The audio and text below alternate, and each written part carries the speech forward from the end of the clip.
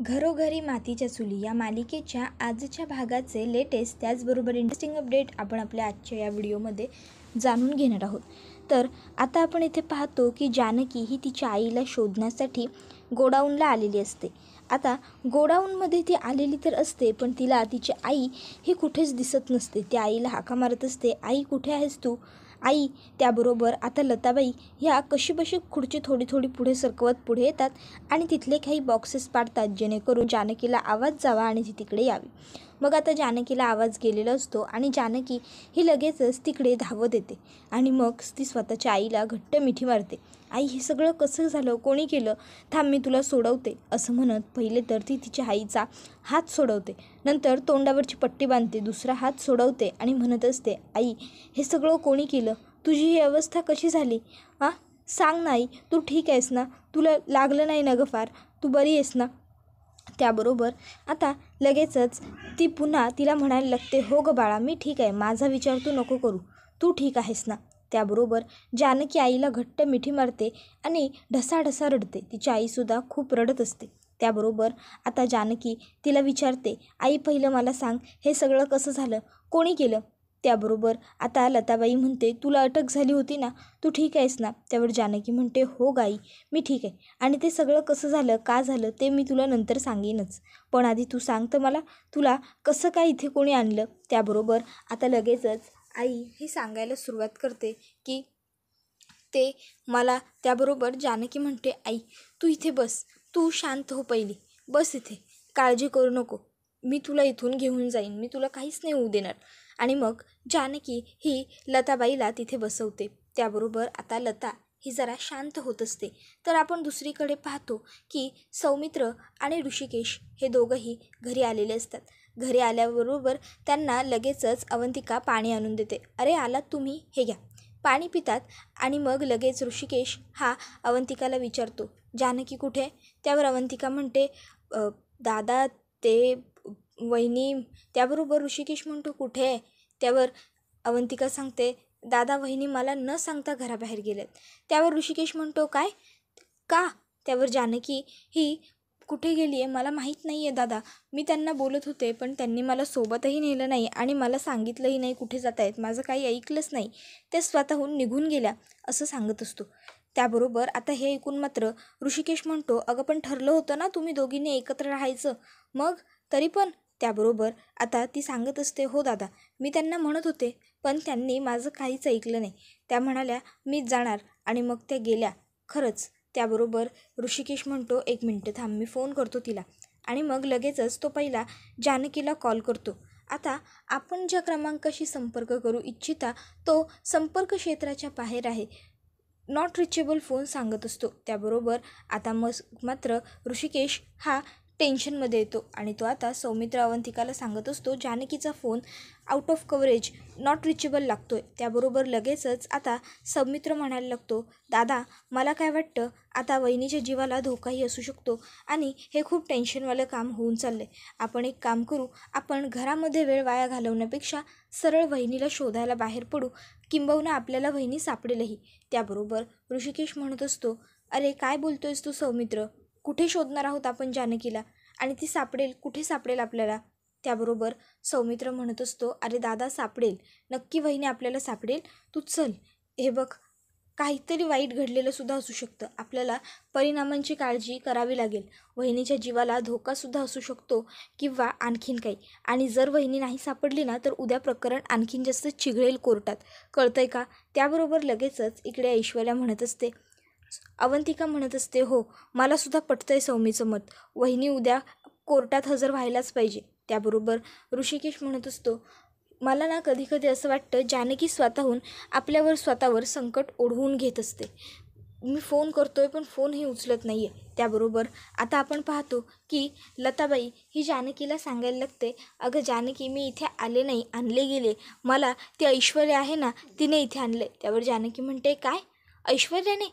त्यावर लताबाई म्हणायला लागते, हो ऐश्वर्याने. मग आता लगेचच पुढे लताबाई सांगायला लागते, त्या दिवशी मंदिरात तू माझ्या मांडीवरती डोकं ठेवून झोपली होतीस आणि मी तुला अंगाई गात होते, अचानक तिथे 2 माणसं आली, त्यांनी माझं तोंड दाबलं आणि मला बाजूला आणलं, मला बाजूला आणल्याच्या नंतर लगेचच त्यांनी माझे हात पकडले घट्ट. मी ओरडत होते, तुम्ही काय करताय काय करताय. इतक्यात तिकडे ऐश्वर्या आली. ती मला म्हणायला लागली, लताबाई तुला काय वाटलं, तू तुझ्या मुलीला सगळं काही खरं सांगून टाकलंस म्हणजे तुझी सुटका झाली. अगं नाही झालेली अजून तुझी सुटका. मी कोण आहे? ऐश्वर्या रणदिवे. मी माझ्या वाट्याला जी माणसं जातात ना त्यांना अजिबात सोडत नाही. आणि अगं त्यातून तू तर जानकीची आई आहेस, म्हणजे तुला तर मी सोडण्याचा प्रश्नच येत नाही. त्याबरोबर मी ओरडत होते, वाचवा वाचवा कोणीतरी मदतीला या. त्याबरोबर ऐश्वर्या मला पुन्हा म्हणाली, ओरडू नकोस गलता, तो ओरडून काहीच उपयोग होणार नाही. कारण काय आहे ना, इथे तुझ्या मदतीला कोणीच येणार नाही, अगदी कोणीच नाही. तुझी लेक जानकी, तिलासुद्धा तुझा आवाज जाणार नाही.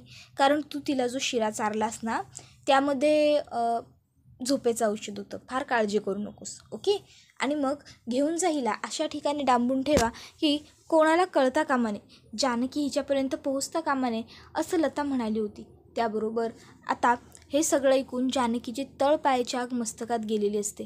जानकी म्हणत असते, ही ऐश्वर्या इतकी नीच आहे हे खरंच माहीत नव्हतं. खूप डेंजरस आहे ही मुलगी, हिच्या बापापेक्षाही वाईट निघाली ही. आई तू काहीच काळजी करू नको, मी आहे ना, मी तुला काही होऊ देणार नाही. चल मी तुला घेऊन जाते माझ्याबरोबर, तू चल आपण बाहेर पडू इथून. असं म्हणत जानकी ही आता तिच्या आईला घेऊन तिकडनं जाण्याचा प्रयत्न करणार असते. तर दुसरीकडे आपण पाहतो की ऐश्वर्या ही तिच्या रूम बाहेर आलेली असते. आणि आता तिने ऋषिकेश, अवंतिका आणि सौमित्र ह्या तिघांचं बोलणं ऐकलेलं असतं. आता ह्या तिघांचं बोलणं ऐकल्यानंतर ऐश्वर्याला जरा डाऊटच येतो. मला वाटतंय तिथेच तर कदाचित जानकी गेलेली नाही आहे ना. तर आपण दुसरीकडे पाहतो की आता ऋषिकेश म्हणत असतो, कुठे शोधायचं हिला. जानकीला कितींदा सांगितलं, जानकी असं न सांगता कुठे जात जाऊ नकोस, पण ऐकल ती जानकी कशी. त्याबरोबर लगेचच आता राजा हा राणीला म्हणत असतो, राणी यावेळेस मॅडमने आपल्याला खूप मोठं आणि जोखमीचं काम दिलेलं आहे, ते आपल्याला व्यवस्थित पार पाडायचं आहे. इतक्यात आता लगेच ऐश्वर्याचा फोन त्या दोघांना आलेला असतो. ऐश्वर्या आता त्यांना कामाबद्दल विचारत असते. तर तो माणूस सांगत असतो, अहो मॅडम तुमच्या सेवेत हजर आहे मी, बोला की. त्याबरोबर ऐश्वर्या विचारते, ती लताबाई नक्की तिथेच आहे ना तुमच्या ताब्यात. त्याबरोबर तो माणूस म्हणतो, हो इथेच आहे आमच्या ताब्यात. अहो आम्ही दरवाजा बाहेरच थांबलो आहे.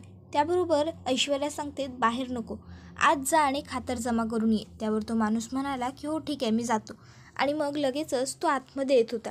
तर आता इथे त्याची आतमध्ये येण्याची चाहूल जानकी आणि तिच्या आईला म्हणजेच लताबाईला लागते. लताबाई जानकीला म्हणते, जानकी तू इकडनं निघून जा. हे बघ तू जर इथे थांबलीस तर ते लोक आपल्या जीवाला काहीतरी हानी पोहोचवतील, तू जा इकडनं.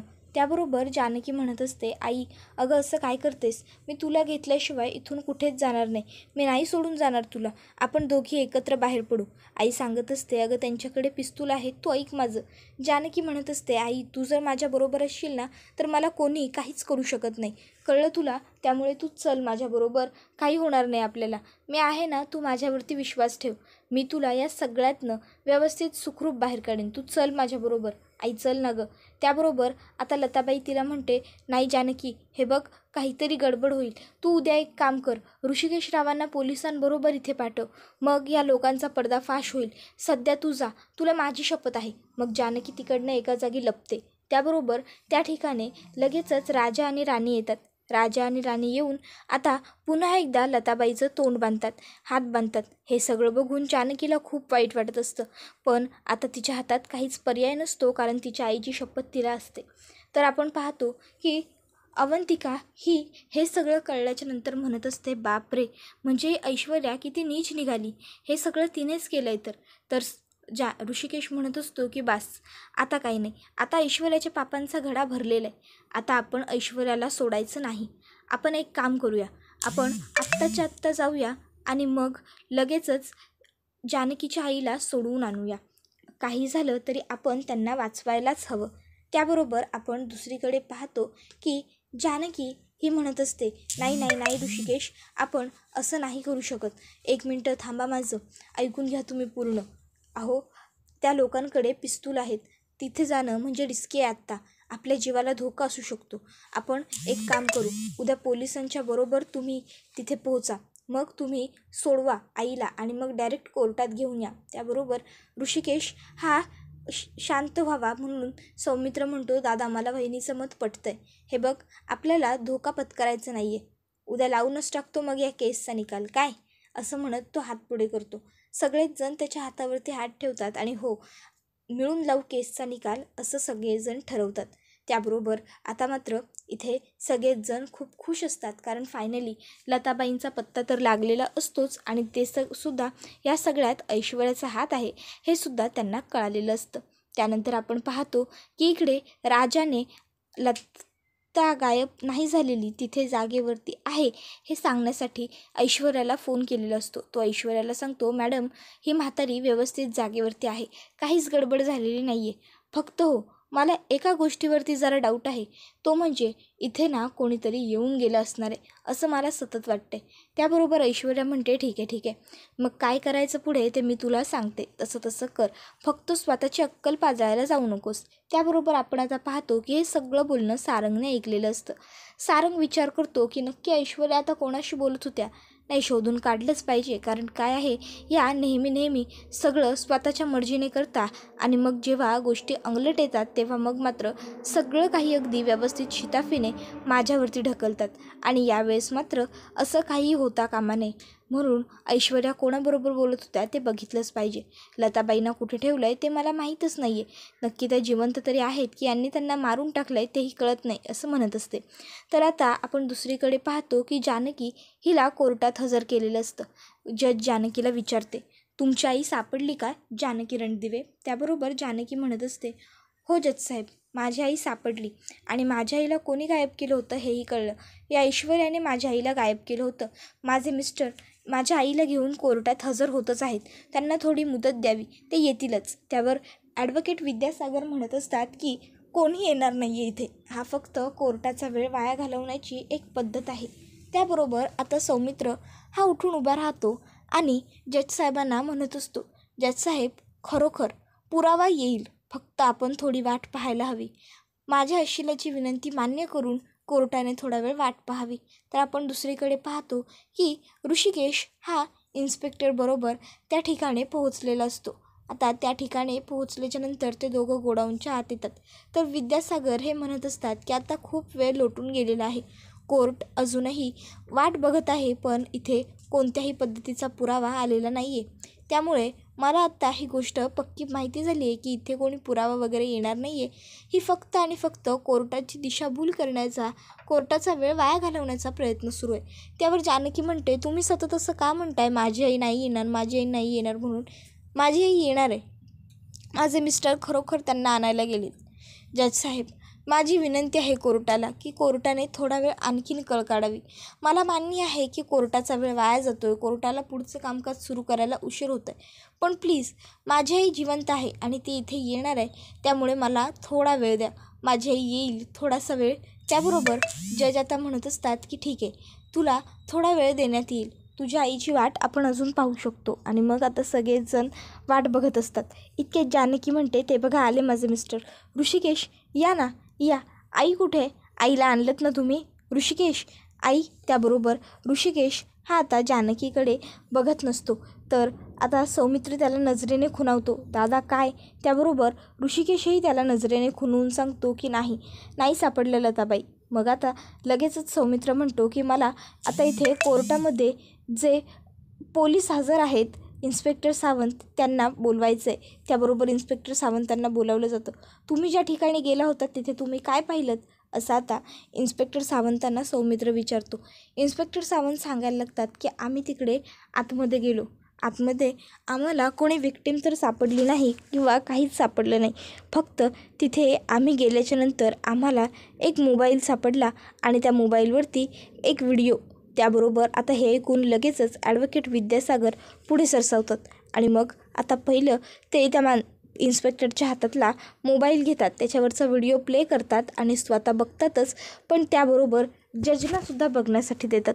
आता तो व्हिडिओ बघितल्याच्या नंतर जजच्या चेहऱ्यावरचे एकाएकी सगळे हावभाव बदलून जातात. जज लगेचच तोच आता व्हिडिओ सौमित्रलाही बघायला सांगते. सौमित्र ही व्हिडिओ बघतो आणि त्यालासुद्धा खूप मोठा धक्का बसतो. तर पुढे आपण पाहतो की जानकी विचारत असते, भाऊजी काय झालं? अहो भाऊजी, भाऊजी अहो काहीतरी बोला ना भाऊजी. पण आता तो काहीच बोलत नसतो. तर आता लगेचच जज साहेब ह्या जानकीला म्हणायला लागतात, आता तुम्हीच तो व्हिडिओ घ्या आणि तुम्हीच सांगा आम्हाला कोर्टाला जे काही असेल ते खरं आणि स्पष्ट. त्याबरोबर जानकीच्या हातात मोबाईल दिला जातो. जानकी तो व्हिडिओ पाहायला लागते. आता तो व्हिडिओ पाहिल्याच्या नंतर जानकीला खूप मोठा धक्का बसतो. जानकीला घोवळ येते आणि जानकी खाली कोसळते. त्याबरोबर सौमित्र, ऋषिकेश, अवंतिका तिघं जानकीच्या जवळ येतात. त्यानंतर आता आपण पाहतो की इकडे ऐश्वर्या फोनवरती बोलत असते आणि सारंग तिचं सगळं बोलणं ऐकतो. ही सगळी प्रॉपर्टी फक्त माझ्या नावावर झाली पाहिजे. नाही नाही नाही, सारंगच्या नावावर वगैरे काही नाही आहे. मी फक्त त्यांना गोड गोड बोलण्यापुरती तसं सांगते. हे सगळं माझं आहे, माझ्याच नावावरती झालं पाहिजे. नाही, सारंगच्या नावावर काहीच नाही आहे. आता हे सगळं बोलणं सारंग स्वतःच्या कानांनी ऐकतो. आणि मग आता जानकी ही सारंगला म्हणत असते, सारंग भाऊजी आता युती ही आपली सगळ्यांची झाली पाहिजे, सहयोग असला पाहिजे, द्या हात. मग आता सगळेजण ठरवतात की आता आपण ऐश्वर्याला एक्सपोज करायचंच. त्याबरोबर हा व्हिडिओ इथेच संपू दे. व्हिडिओ आवडला की व्हिडिओला लाईक करा. चॅनलवर नवीन असाल तर चॅनलला सबस्क्राईब करा आणि बेल आयकॉन आठवणीने प्रेस करा. धन्यवाद.